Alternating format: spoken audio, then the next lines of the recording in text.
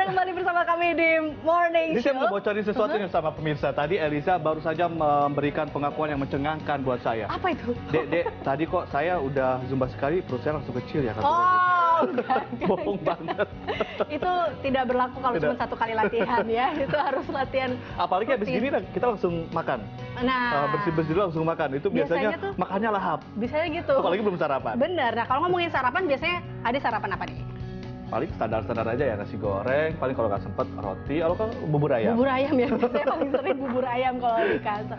Nah, kalau ada tuh kayak semacam roti, apa ya, roti Arab atau kebab. Oke. Nah, ada yang suka nggak dengan roti kebab? Suka, apalagi kalau saya suka daging-daging gitu kan. Biasanya kan kebab dalamnya ada daging-daging gitu kan. Nah, ini kalau masalah ngomongin kebab, biasanya di Jakarta kan kayaknya agak-agak susah carinya ya. Kalau misalnya di kantin itu kan jarang ada. Kalau di kantin sih jarang. Nah, tapi ini sebenarnya ada beberapa kebab sudah mulai bermunculan, tapi kita mau lihat nih. Kita minta langsung dibuatin sama pemilik usaha kebabnya. Oke, banyak dong dapetnya ya? Banyak. Lumayan buat sarapan.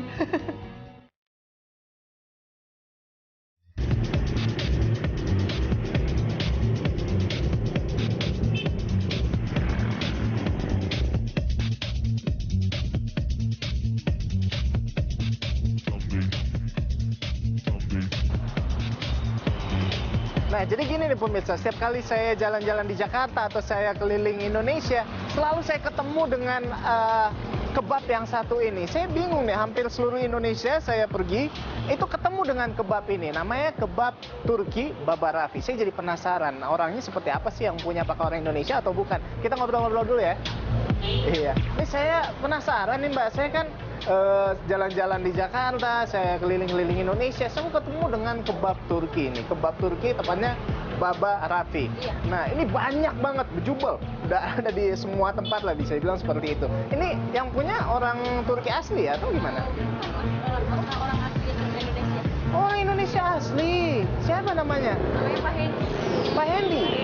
Oh ya, tapi benar kan dia ada di seluruh Indonesia, ada kan? Ada. Oke, nggak cuma di situ atau ada di negara lain? Ada negara lain, Singapura, Malaysia.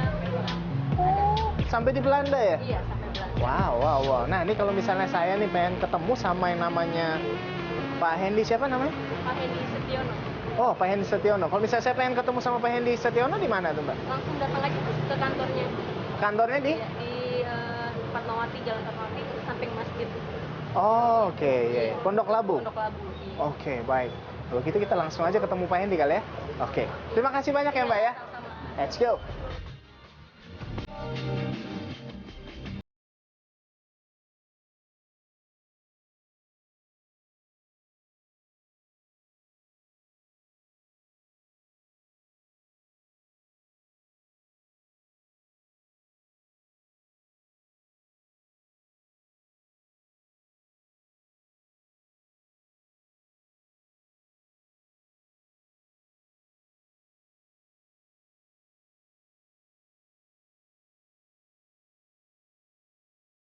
Selamat siang Mas Hendy.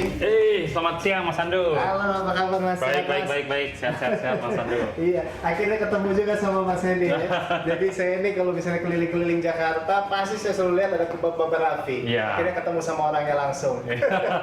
Oke Mas. Jadi tadi saya naik ke sini lumayan baik juga karyawannya Mas ya? Iya, alhamdulillah ya, kecil-kecilan kami memulai 11 tahun yang lalu dengan satu karyawan.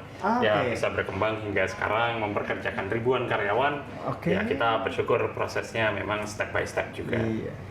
Ngomong-ngomong banyak banget koleksinya. Ya, jadi kalau lagi jalan ke luar beli oleh-oleh kan mahal. Jadi saya kumpulinnya yang magnet aja. Jadi ini sudah ada sekitar 700 magnet dari seluruh dunia yang dikumpulkan. Mulai dari ujung New Zealand sampai paling atas di Alaska. Oh, ternyata beliau ini selain usaha di bidang makanan, dia juga gemar mengoleksi ini ya, apa namanya, magnet ya. Oke, sip, kalau gitu saya pengen lihat-lihat nih Mas, Ya, ada kegiatan-kegiatan apa di sini? Boleh Mas? Yuk kita sambil ngobrol-ngobrol. Siap. Kita lihat. Ya ini teman-teman, kita kenalkan. Ini kebetulan divisi R&D dan brand. Oke. Hai KG, apa kabar? Hai. Hai, KG. Rolando. Nice to meet you. Ya, KG dari Jepang. Oke. Spesialis R&D. R&D. Jadi sudah membuat Oke. menu kebab dan takoyaki. Ya. Wow. Karagi, jadi karagi with kebab. Very nice. Oke. Ya, good job Kiki. Oke. Silakan Kiki. Brand. Tuh, jadi kalau Oke. misalnya kita lihat di sini contohnya packaging yang dibuat oleh divisi-divisi brand. Oke, oke, Ini ada oke. apa aja? Mas Arif boleh ditunjukin Mas. Ini logo Oh, ini yang paling lama ya Mas Arif? sampai akhirnya Oh, jadi tiap bulan ada temanya gitu, ada yang puasa, ada yang Ya, ada Valentine. ada yang Christmas. Ya, kemudian Oke. Happy New Year and everything. Iya di sini. Dibuat oleh divisi brand. Wih, Ya, Arif. Arif ses. juga sekalian yang handle sosial media, jadi dia Wih. interaksi dengan anak-anak muda yang alay-alay itu. alay gaul. Alay gaul. Oke. Oke, Mas. Ya. Nah, jadi untuk sampai sebesar ini sekarang ya Mas, ini Iya. ada gerahanya sampai ya, ada geraha sendiri. Jadi tentunya Mas mulai dari nol ya. Iya. Kan? Nah, waktu itu kalau tidak salah Anda memulainya dari tahun 2003. Iya. Betul. Jadi pas umur 19 tahun, masih 19 kuliah di tahun. Surabaya. Oh, iya. Itu tahun 2003 saya mulai mendirikan gerai pertama jualan kebab gitu. Sehingga dari satu cabang yang kita mulai, alhamdulillah bersyukur bisa berkembang hingga sekarang mencapai ribuan cabang. Idenya memang pada saat saya jalan-jalan ke Qatar. Ibu saya seorang guru, ayah saya beliau bekerja sebagai TKI di salah satu perusahaan di Qatar. Oh, Nah, oke. pada saat saya libur kuliah dan mengunjungi beliau di sana, saya melihat banyak sekali yang berjualan kebab. Hingga akhirnya dari situ saya terinspirasi untuk menjual kebab di Surabaya. Jadi dengan satu outlet gerobak, dengan satu orang karyawan, kadang saya masih jualan sendiri, di situ cikal bakal saya berjualan kebab sembari kuliah. gitu. Cuek aja ya, dorong-dorong sendiri. Padahal kan zaman-zaman kuliah kan zaman-zamannya, woi. Ya, memang itu. Tapi itu cuek aja ya Mas ya? Ya, memang jadi pengusaha itu salah satu kuncinya harus membuang rasa malu dan Gengsi. gengsi. Ya, tentu orang tua saya karena basicnya adalah karyawan, Iya. ya menghendaki saya pun juga lulus sekolah, kuliah, selesai dan melanjutkan karir sebagai karyawan. Jadi bekerja di perusahaan asing atau di perusahaan swasta, yang ternyata saya pada saat kuliah kemudian berjualan kebab, ya orang tua saya tentu kaget gitu. Wah, Ken, kamu jualan apa ini? Tapi ya setelah ditunjukkan, diberi pengertian, dan kemudian sudah bisa menunjukkan hasil, orang tua saya perlahan-lahan pemikirannya terbuka dan akhirnya mensupport saya hingga sekarang. Bisa share nggak tentang masa-masa sukar yang waktu itu Ya. Mas pernah alami? Ya. Itu seperti apa? Ya kalau dulu di awal saya ingat banget masih satu outlet, satu karyawan. Pas karyawannya nggak masuk, ya saya harus jualan sendiri. Bingung antara mengatur waktu kuliah atau jualan gitu. Ya semakin kesini tantangan yang dihadapi pun juga semakin berat. Saat kita masuk di market luar negeri, mengetahui merek yang dibangun adalah dari Indonesia, banyak negara-negara yang belum percaya merek dari Indonesia. Tapi kemudian setelah kita tunjukkan dengan quality, dengan manajemen, dengan skill yang baik, ternyata justru bisa bagus diterima di 8 negara dengan lebih dari 50 cabang di internasional. Oke, boleh. Kalau Ya. gitu kita akan melihat dari mana awalnya Mas Hendy ini mulai merintis usaha. Nah, kalau gitu kita langsung aja kita akan samperin outlet, salah satu outletnya dari Mas Hendy, oke? Ya, ya. Oke, di mana? Di Mall Cinere, Cinere. di Karangtengah, kebetulan dekat sini. Lanjut.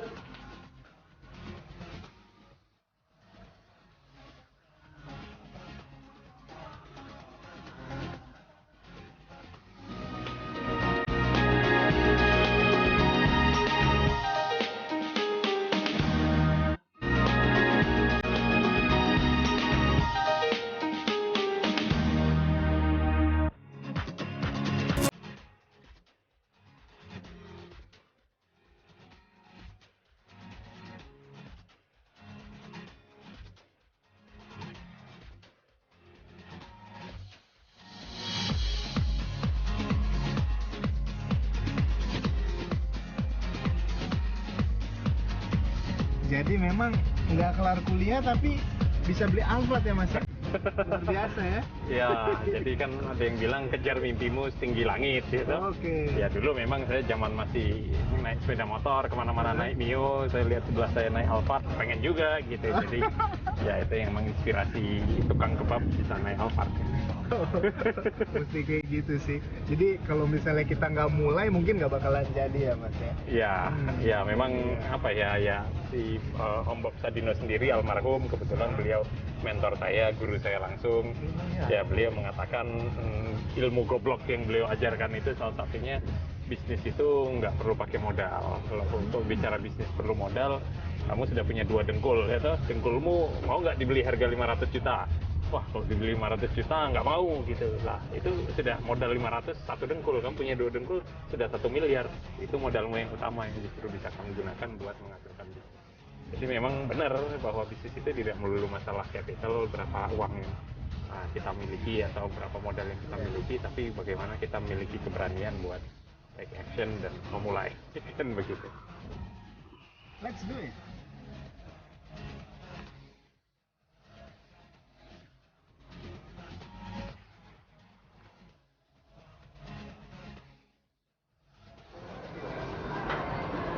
Ladies and gentlemen, welcome to the Phenomenal Kebab Baba Raffi. Ya, Oke.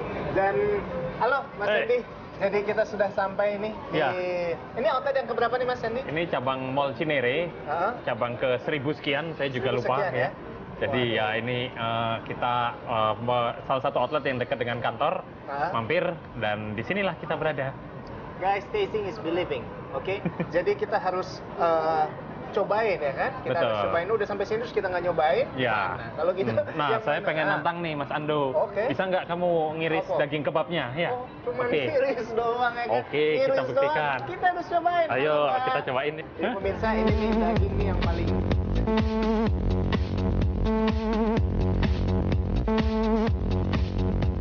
dan guys, wow, panas banget karena ini memang panggangan. Waduh, bagaimana poin saya? Coba Mbak diajarin gimana caranya? Mbak, Ya. gimana caranya? Nah, dimatiin dulu. Nah, dipotongin dari atas sampai bawah. Oh, Jadi ada oh, bagian yang luarnya pantas. dulu kan lama-lama dia yang udah matang kan bagian luarnya. Iya. Nah, jadi dari proses ngiris daging, sekarang saya pengen tantangan kedua. Bisa nggak Oke. kamu Apa? ini apa latihan bikin kebabnya, ngeracik kebabnya? Cuman racik-raciknya Ya. kita bisa harusnya. Ya, ayo kan? coba dicoba Ya, yuk. kita Pakai mulai sarung dengan tangan. pakai sarung tangan. Jadi Apakah bisa pertamanya, Chef Ado mencoba? Apa? Silakan. Ini. apakah bisa?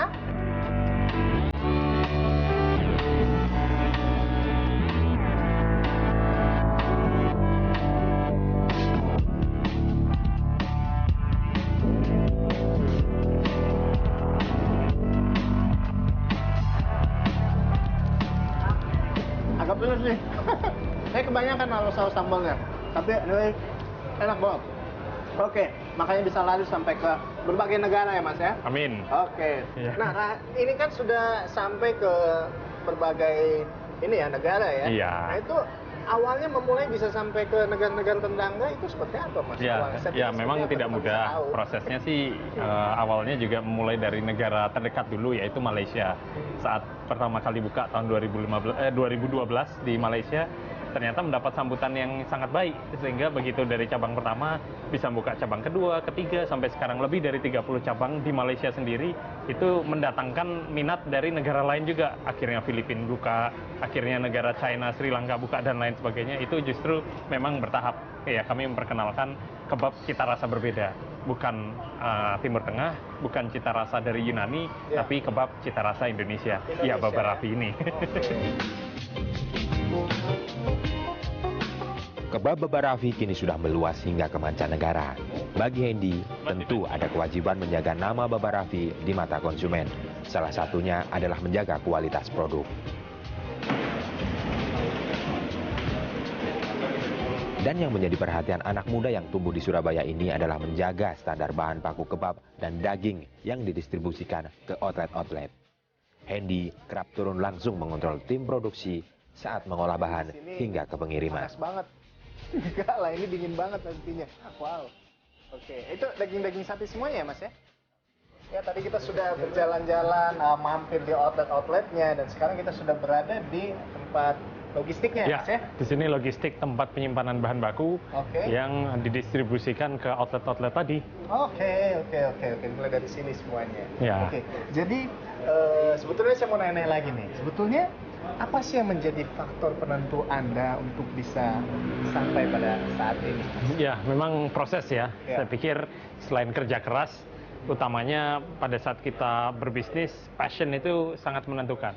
Saat kita passionate, kita suka dengan yang kita kerjakan, memang itu menjadi keseharian kita dan hobi dengan pekerjaan tersebut, maka nggak seperti bekerja, nggak seperti berbisnis, seperti jalanin hobi aja. Hey, Saya kan hobinya kuliner, makan nih. Gitu. Cocok dong bisnis makanan itu. Sehingga dari situ menjadi passion saya. Jadi memang kalau mau sukses, mau berhasil, do it with your heart, passionate, kerja keras, maka akan sukses. Asik banget. Nah, selanjutnya, Ya. ngomong-ngomong nih, kalau mimpi Anda ke depannya akan apa nih? Apa proyek ke depannya? Ya, atau ke depan goal saya kedepannya? pikir ya, sebentar, sorry.